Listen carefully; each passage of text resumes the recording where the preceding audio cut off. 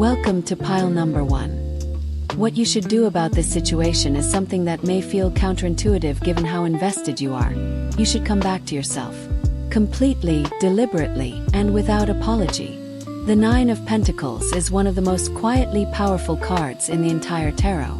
She stands alone in her abundant garden, a falcon perched on her gloved hand, surrounded by the golden evidence of everything she has cultivated through her own effort, her own discernment, her own patient and intelligent tending of what was hers to tend. She is not waiting for anyone. She is not diminished by solitude. She is, in the fullest and most beautiful sense of the word, complete. And that completeness is both her message and her instruction for you today. Whatever this situation involves, a relationship, a decision, a dynamic with another person, a crossroads that has been pulling your attention and your energy in directions that leave you feeling scattered and uncertain. The Nine of Pentacles is telling you that the most powerful move available to you right now is to withdraw your focus from the external and redirect it, with intention and with love, back toward yourself. Your own life, your own goals, your own standards, and the question of whether this situation is meeting them. Because the Nine of Pentacles did not build her garden by pouring all of her energy into soil that was not ready to receive it. She invested wisely in what was genuinely worthy of her considerable gifts.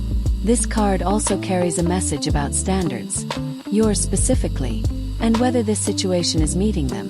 The Nine of Pentacles woman does not lower her expectations to accommodate what is available. She maintains them and trusts that what is truly meant for her will rise to meet them.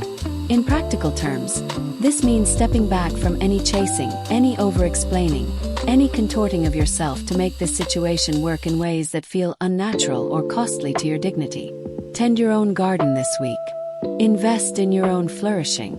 Let the situation reveal what it is made of when you are no longer holding it together through sheer force of will and longing. Your independence is not a consolation prize.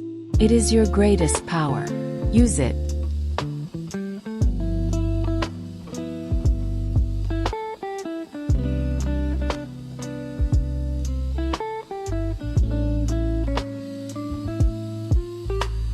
Welcome to pile number 2.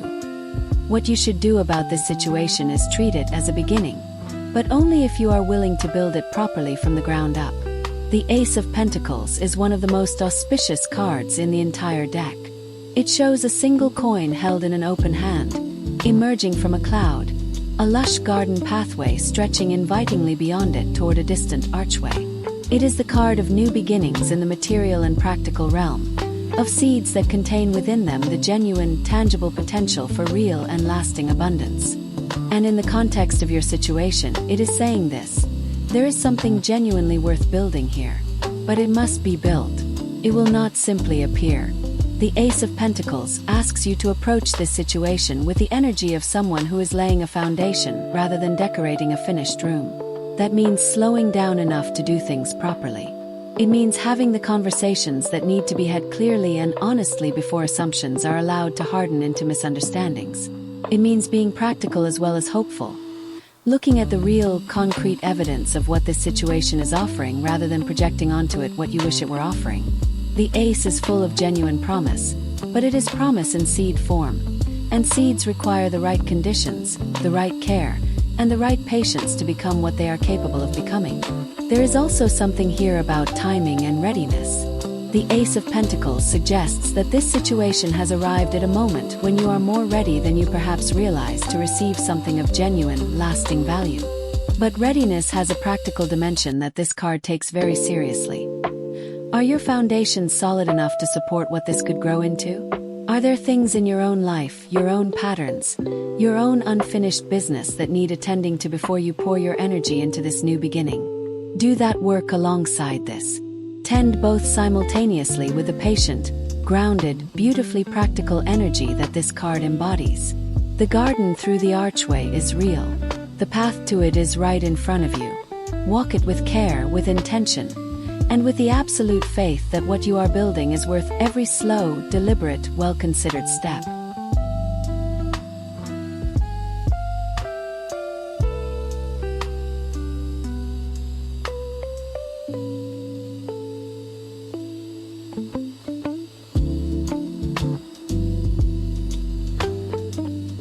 Welcome to pile number 3. The Lovers arrives in this reading with a weight and a significance that commands stillness, because this is not a card that deals in casual advice or surface-level guidance. It is one of the most profound cards in the entire tarot, and its appearance here in answer to the question of what you should do about this situation is asking you to understand something fundamental before you take any action at all. This card is not primarily about romance, though it certainly speaks to matters of the heart. At its deepest level, the Lovers is about choice, the kind of choice that defines you. The kind that, once made, cannot be unmade. The kind that asks you to be completely, unflinchingly honest about what you truly value and who you truly are. What you should do about this situation is make a conscious, wholehearted, eyes wide open choice, and then stand in it without reservation. The Lovers does not honor half decisions, one foot in, one foot out positioning, or the kind of prolonged ambivalence that keeps everyone suspended in uncertainty indefinitely. It asks for the full commitment of your whole self to whatever direction you genuinely believe in. And it asks for that commitment to come not from fear, not from pressure, not from what seems logical or what other people think you should do, but from the deepest, most authentic place inside you.